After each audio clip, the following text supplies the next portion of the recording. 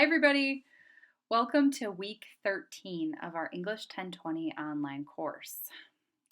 Week 2, day 40 million of quarantine. I hope you guys are hanging in there. I know it's been tough, and we still have a little ways to go here as we stay safe and try to flatten the curve. So I just wanted to start off with a little bit of encouragement. I have a kudos. A kudos? That sounds like some kind of treat bar. I don't know. I am so proud of every single one of you. That's what I was trying to say. Air high fives. Because not only are you guys amazing students, but I have been so proud of you in the midst of all of the COVID-19 quarantine wild times. You guys have been so dedicated to your English 1020 work. It's amazing. I saw emails from a bunch of you letting me know extenuating circumstances when it was relevant, but for the most part, our completion rate for Project 3A, arguably the toughest assignment this whole semester, was pretty much 100%. With the exception of those of you who emailed me for extenuating circumstances. That's amazing, you guys. Good job. I'm so proud to be your English teacher, especially as you're showing yourselves to be such amazing scholars in the midst of all of the difficulties that we're all facing every day. So good job. Keep up the good work. We're in week 13. That means we only have 3 full weeks left of our class, and so we're charging towards the finish line. It's my deep feeling and my dedication to support each and every one of you as best I can, and just to get us to the finish line, but also to see you guys really get the most out of these last 3 weeks in spite of all the wild circumstances that we're facing. So keep those emails coming. Keep communicating with me and letting me know what's going on and the ways that I can best support you as we finish strong in this course. Speaking of, since we did have such an awesome completion rate for our research papers, that means we're moving on. We're into Project 3B. That's what we'll be starting this week, and that's what I want to talk to you about for the bulk of this video. I just kind of want to go over the topic and the genre that we'll be working with. And then I want to bring us back to some housekeeping items, just a couple quick announcements at the end. So it's a pretty straightforward video today. I'm going to head over to our Canvas view and we'll get started. Okay, so here we are in week 13. And what you'll notice is that we are getting started with Project 3B, which is, here you can see a visual remix of your academic argument, which you finished in Project 3A. Basically, what we're going to do in this project is take the argument or claim that you made in your research paper, and we're going to translate it into a visual argument in the genre of an infographic. Now, some of you, when I say infographic, know exactly what I mean, and some of you are like, info what? So, to help me, I have an infographic about infographics. So, I'm not going to go through all of these details, but I'm fairly certain that as soon as I popped this up, everyone who maybe thought, info what? Now is going, oh yeah, one of those. Because we see infographics a lot. They're all over the place, especially on social media. They get used quite frequently to break down facts and figures and present it in a logical flow of information. Basically, the definition in the Oxford Dictionary of infographic is a visual representation of data. And that's what you see here. You see some figures, some percentages with images next to them. You can see that there's boxes with different points in them, perhaps different subpoints of the main argument. There is a spot for citing sources, though you'll notice that the citations, quote unquote, don't look the same as they would in a formal academic genre. So that's something to pay attention to. Sometimes there's an official sponsor, a force, a monetary or idealistic force behind the infographic and how it's presenting information. We'll talk a little bit about that in the coming days, especially as you do the reading, the good and the bad of infographics. But the main thing that you should take away from this is that infographics are a genre, a type of communication, right? We learned earlier this semester that genre just means a type or sort. And so infographics are a type of communication that's mainly visual, but it integrates both textual elements and quantitative elements together. So an infographic ends up being a really nice genre to pair with something that's as structured and formal as a researched argument, because a lot of the elements that serve as evidence in a researched argument can really be shown to good effect in a visual medium. So this is what we're basically going to make for Project 3B. You're going to take your research paper and you're going to turn it into an infographic. And meanwhile, as you're thinking about ways to do that, we're going to talk a little bit about what are the affordances or the positive aspects, the things that a visual can do that text can't do. We'll also talk about the constraints, the things that a visual can't do that text or just flowing paragraphs of text can do better. There's pros and cons. There's strengths and weaknesses to visual and textual communication. So we'll get into that a little bit more.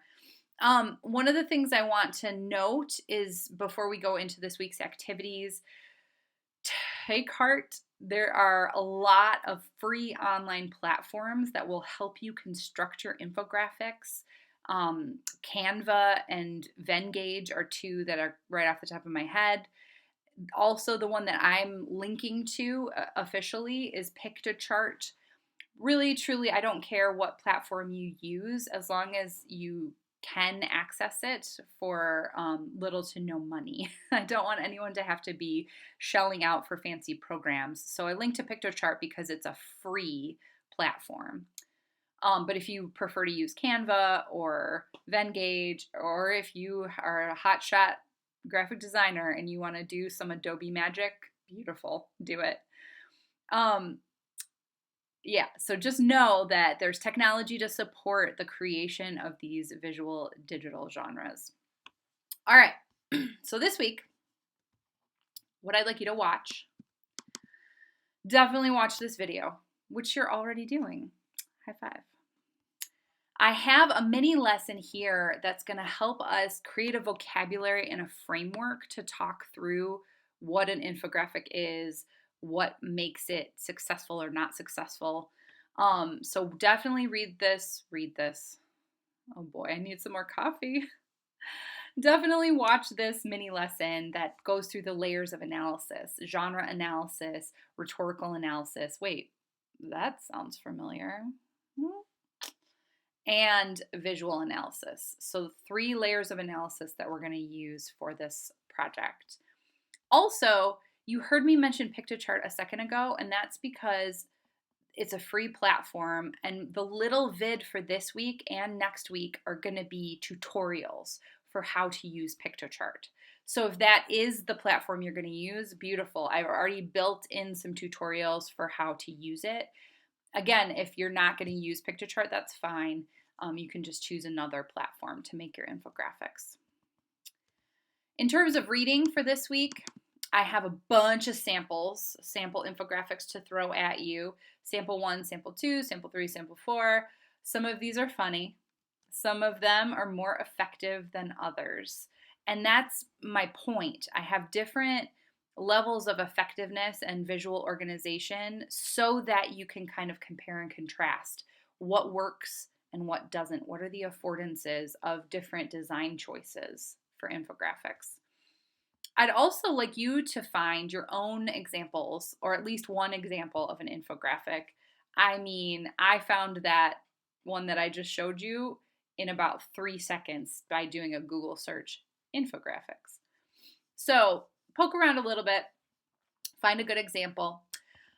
There is one reading that's not like looking at infographics, and that's this blog post. It's actually an interview about the good and the evil of infographics. It's very interesting, especially when we think about showing the same data but showing it in different ways and how that can create different responses in readers. It's very rhetorically intriguing, so check that out. And here's a link to just the Pictochart homepage. You can kind of start poking around and seeing what works and what doesn't. After our weeks of generating these research papers, which you guys have done amazingly, this week's writing is going to feel a little light, and hopefully that feels a bit like a breather to you. Just a DJ with a reflection and a portfolio moment in it, and the project builder is going to deal with going through those layers of analysis that we talked about in the mini lesson. And you'll just be kind of taking one of the infographics that you look at this week and doing some analysis by answering some heuristic questions. So here we are looking at our calendar view. Obviously by tomorrow-ish, you want to have watched this video and started to poke around, find sample infographics. Definitely look at the ones that I've included and maybe start looking for one of your own. You can go ahead and do your DJ at any time during the week. By Friday-ish, you want to have watched the mini lesson about layers of analysis and definitely have your sample found that you want to use for your project builder. Oh, that says project builder 8. It's project builder 9. Definitely do your project builder sooner rather than later, as soon as you settle on a sample to look at. And then for Sunday, look at the little vid, read the good and the evil of infographics, and start poking around on Pictochart. So as you can see, it's a little bit of a lighter week. Hopefully that gives everyone a chance to breathe and a chance to wrap their minds around this new genre. Get in there, like use your Google search to see as many different kinds of infographics as possible. And also, as you're looking, please be paying attention to not just what makes an infographic, right? As you'll see in the mini lesson, that's what we do with genre analysis. But then when we get to rhetorical analysis, we ask the question, what makes an infographic a good infographic? That's the key question that I want you guys to be considering as you're looking at a bunch of samples this week. What makes it good? The reason that I want you to be thinking about that is because then when you know what makes an infographic good, then you can make your infographic good or good-ish, as good as you can make it, right? I'm not expecting perfection on these infographics, but I do want you guys to be thinking rhetorically, and I hope that you see that that's kind of the purpose in all of the readings and the things that I want you to be thinking about this week. Okay. I think that about does it for this light week. I'm going to pull us back to our full view and go through some announcements and housekeeping. Okay, so one announcement that I think I mentioned in last week's video, but I just want to give you a reminder. Our Writing Showcase event has been moved online. So we're not going to meet in person anymore because we don't meet anyone in person anymore for everyone's health and safety. But we are going to hold a Facebook Live writing showcase. I'm really excited about it. I think it's going to be really fun.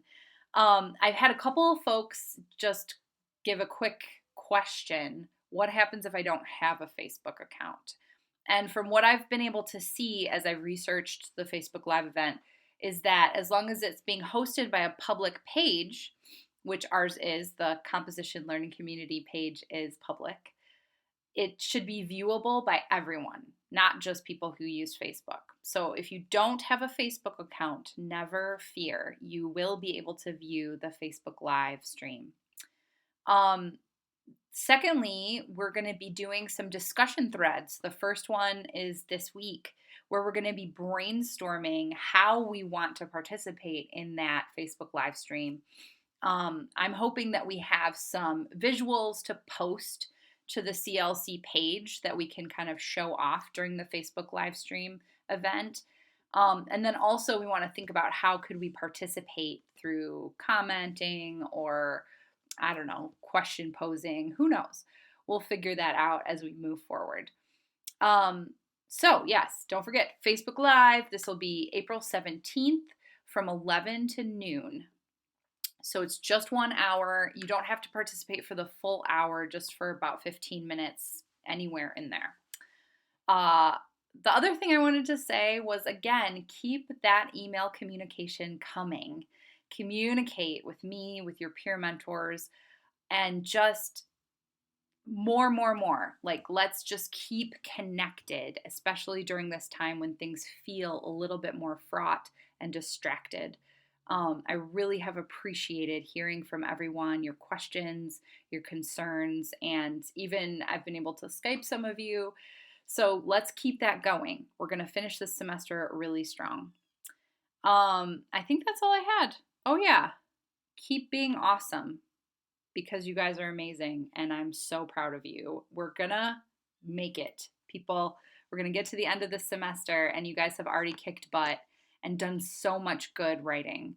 Let's keep it going, and we're gonna, I think, have so much writing experience and reflection to put into our final portfolios at the end of the semester. It's gonna be fantastic.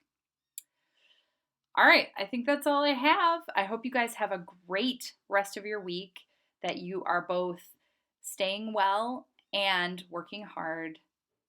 And thirdly, so it's not a both and, it's a three things, just take care of yourselves. This is a really tough time for everybody, and I think sometimes we can be hard on ourselves for not being productive. And I just want you guys to know you are being really wonderfully productive in my class, and I'm sure in your other classes as well. But even if you don't feel like you are, give yourself a little grace. We're all in this together, and it's going to be okay. If you need to take some time to take care of yourself, do it. If you need to communicate with me to negotiate some situational stuff, do it. Excuse me. I better stop rambling and go get a cup of tea.